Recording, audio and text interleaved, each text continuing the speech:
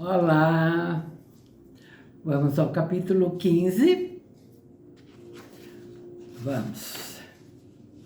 O barco do faraó navegava para o norte. Tendo partido de Mênfis, seguira o curso principal do Nilo, antes de se enfiar por um dos seus canais, que penetrava profundamente no coração do delta. Ramsés estava deslumbrado. De onde observava, não havia deserto. A água era poderosa nesta paisagem que pertencia a Horus, enquanto Set reinava sobre o vale em que o rio abria uma passagem entre duas margens, lutando contra a aridez do solo. Aqui também tem uma nota de rodapé que eu vou ler. Horus e Set, os deuses irmãos que partilharam o universo, e o Egito em função do julgamento dos deuses. A parte selvagem do delta assemelhava-se a um imenso pântano povoado de milhares de aves, florestas de papiros e peixes. Nem uma cidade, nem mesmo aldeias. Apenas algumas cabanas de pescadores no topo de colinas emersas. A luz não era imóvel, como no vale. Um vento vindo do mar fazia dançar os juncos. Flamingos negros, patos, garças e pelicanos partilhavam aquele imenso domínio por onde se perdiam canais sinuosos.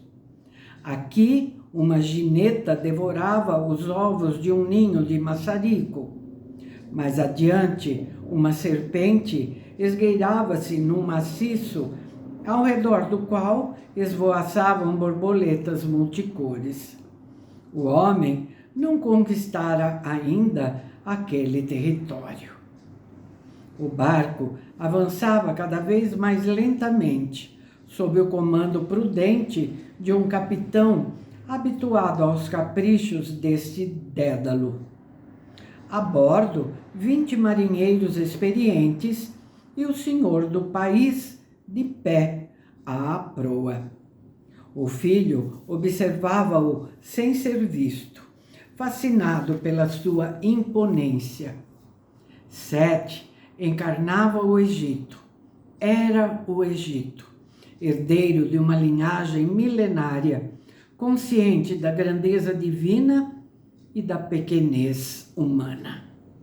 Aos olhos do seu povo, o faraó continuava a ser um personagem misterioso, cuja verdadeira pátria era o céu estrelado.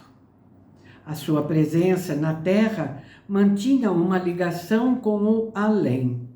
O seu olhar abria as portas para o seu povo. Sem ele, a barbárie em breve invadiria as duas margens. Com ele, o futuro era uma promessa de eternidade. Embora ignorasse a finalidade, Ramsés escrevia também o relato daquela expedição. Nem o seu pai, nem a equipe de bordo tinham querido falar nisso. O príncipe notava uma inquietação latente, como se perigos ocultos ameaçassem o barco. A qualquer momento, poderia surgir um monstro e devorar a embarcação. Tal qual a sua primeira viagem, Set não dera ao filho tempo de prevenir Izete a Bela, nem Ameni. Ramsés imaginava a fúria da amante e a inquietação do amigo, mas nenhum motivo, fosse o amor ou a amizade, o impediria de seguir o pai para onde ele quisesse levá-lo. Abriu-se um canal.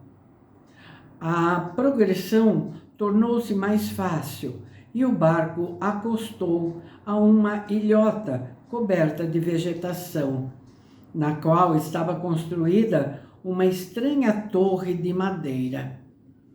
Utilizando uma escada de corda, o rei desceu do barco. Ramsés imitou-o. O faraó e o filho subiram à parte mais alta da torre, oculta por uma paliçada. Lá de cima, apenas se via o céu. Sete estava tão concentrado que Ramsés não ousava fazer-lhe qualquer pergunta. De repente, o olhar do faraó iluminou-se. Olhe, Ramsés, olhe bem. Bem alto, no azul que parecia tocar o sol, um bando de aves migratórias, dispostas em V, dirigia-se para o sul. Vêm de todos os mundos conhecidos, revelou Sete, de uma imensidão onde os deuses criam a vida a cada instante. Quando estão no universo de energia, têm a forma de aves com cabeça humana e alimentam-se de luz. Quando franqueiam as fronteiras da Terra, adotam a forma de uma andorinha ou de outra ave migratória. Não se esqueça de as contemplar, porque são os nossos antepassados ressuscitados, que intercedem junto ao sol para que o seu fogo não nos destrua. São elas que inspiram o pensamento de um faraó e lhe traçam um caminho que os olhos humanos não veem. Quando a noite caiu e as estrelas cintilaram, Sete mostrou o céu ao filho. Revelou-lhe o nome das constelações, o movimento dos infatigáveis planetas, do Sol e da Lua e o significado dos decanos. Não devia o faraó estender o seu poder aos limites do cosmo, de forma a que o seu braço não fosse retido por qualquer terra? Com os ouvidos e o coração abertos, Ramsés ouvia-o. Saciava-se com o alimento assim oferecido, não perdendo sequer uma migalha. A madrugada surgiu demasiado depressa.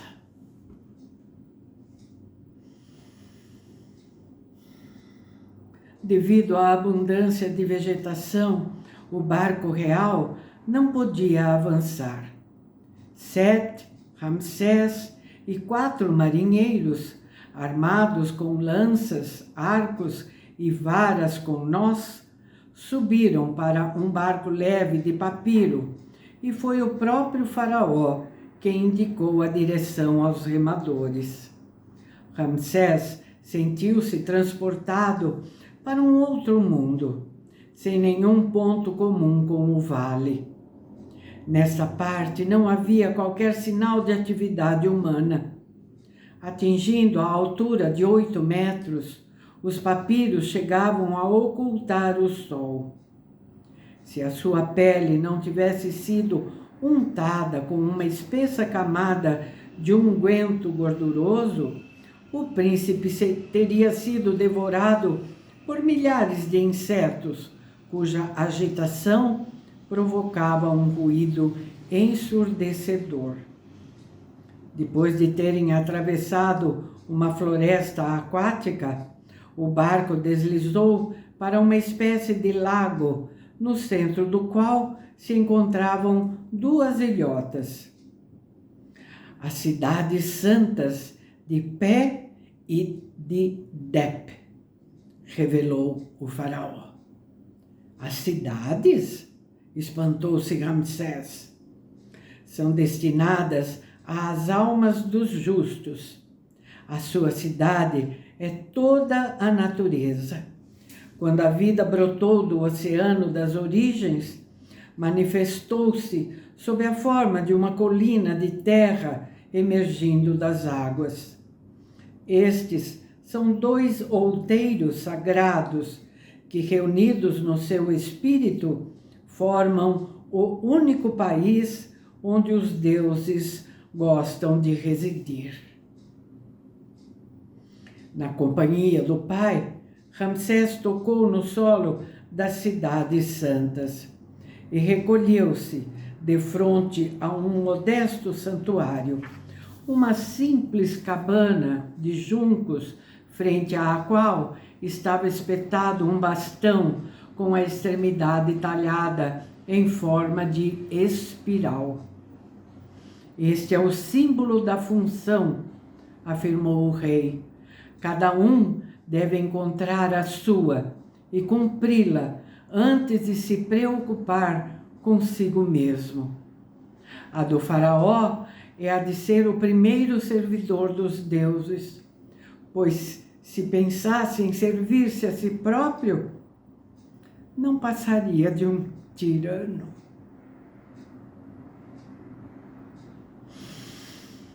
Em redor deles pairavam inúmeras forças inquietantes. Era impossível sentir-se em paz naquele caos onde todos permaneciam sempre alertas. Apenas Sete parecia inacessível a qualquer forma de emoção, como se aquela natureza indecifrável se curvasse perante a sua vontade. Se uma certeza tranquila não existisse no seu olhar, Ramsés teria certeza de se perder no meio dos papiros gigantes. De repente, o horizonte desanuviou-se. O barco deslizou sobre uma água esverdeada que banhava uma margem habitada por pescadores. Nus, peludos, viviam em cabanas rudimentares, utilizavam redes, linhas e armadilhas, abriam os peixes com longas facas, esvaziavam-nos e deixavam-nos secar ao sol. 2 deles seguravam uma perca do Nilo, tão grande que fazia vergar a vara na qual a tinham pendurado. Surpreendidos por aquela visita inesperada, os pescadores pareciam atemorizados e hostis. Apertando-se uns contra os outros, brandiam as facas. Ramsés avançou. Os olhares agressivos convergiram para ele. Inclinem-se perante o faraó. As facas baixaram. Os dedos descontraíram-se. As armas caíram no solo esponjoso. Depois, os súditos de Sete prostraram-se perante o seu soberano, antes de o convidarem a partilhar sua refeição. Os pescadores conversaram com os soldados. Estes ofereceram-lhes 2 jarros de cerveja. Quando o sono os venceu, Sete dirigiu-se ao filho, à luz das tochas, cuja chama afastava insetos e animais selvagens. Estes são os mais pobres dos homens, mas cumprem a sua função e esperam o seu apoio. Faraó é aquele que socorre o fraco, protege a viúva, alimenta o órfão, responde a todos os que necessitam. O corajoso pastor que vela noite e dia, o escudo que protege o seu povo. Aquele que os deuses escolheram para preencher a função suprema, a fim de que digam dele: ninguém teve fome no seu tempo. Não há tarefa mais nobre do que tornar-se o Ka do Egito, meu filho, o alimento de todo o país.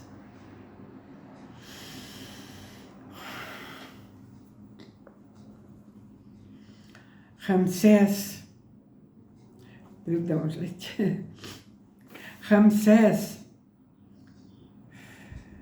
ficou durante algumas semanas com os pescadores e apanhadores de papiros. Aprendeu a conhecer numerosas espécies de peixes comestíveis e a fabricar barcos ligeiros.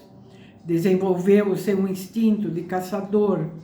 Perdeu-se e encontrou-se no dédalo dos canais e dos pântanos.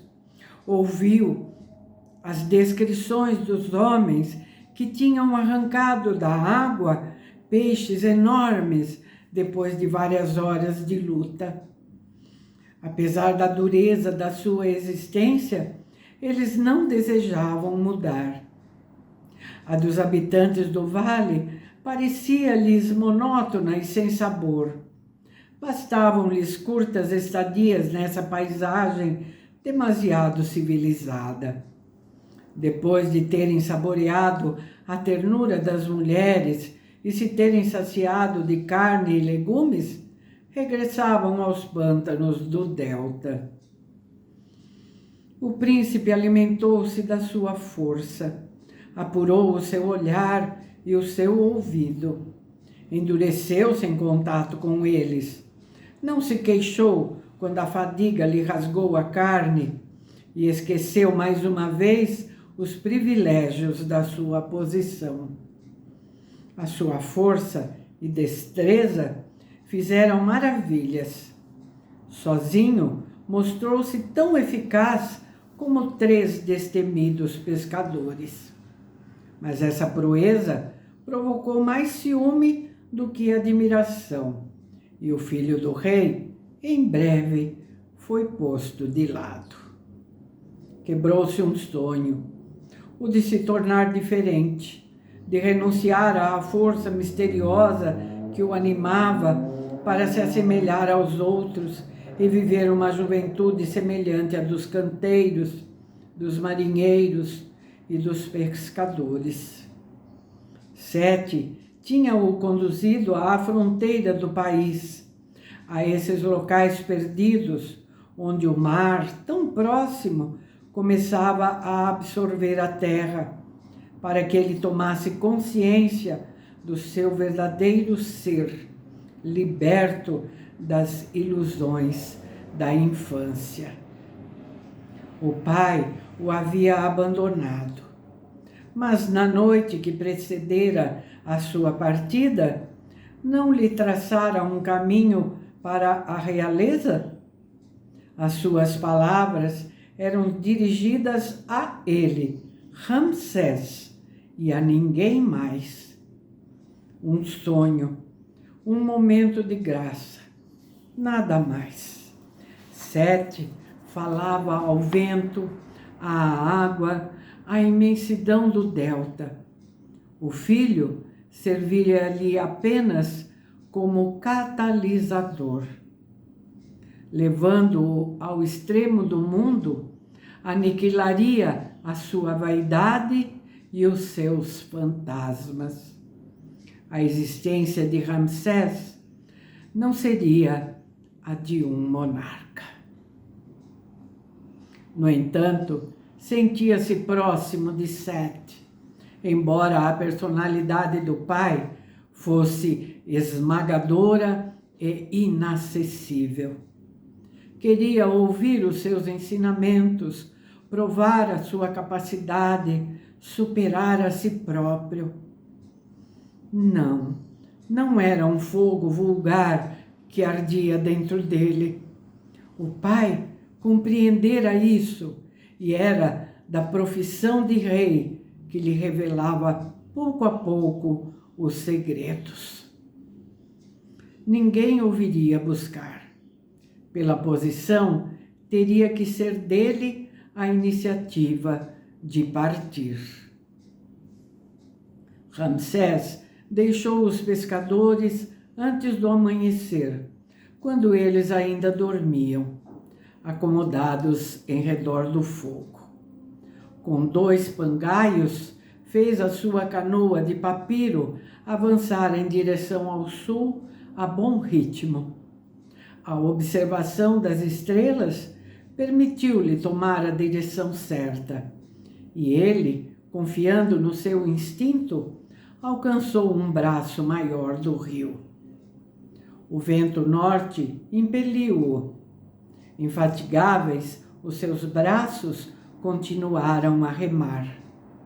Orientado para o seu objetivo, concedendo a si próprio breves paragens e alimentando-se do peixe seco que tinha trazido, Ramsés aliou-se à corrente, em vez de lutar contra ela.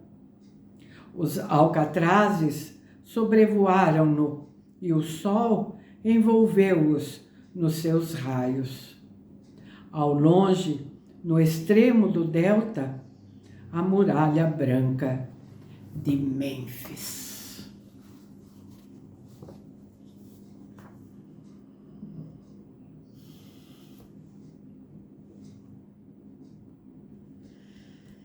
Ai, eu fico assim.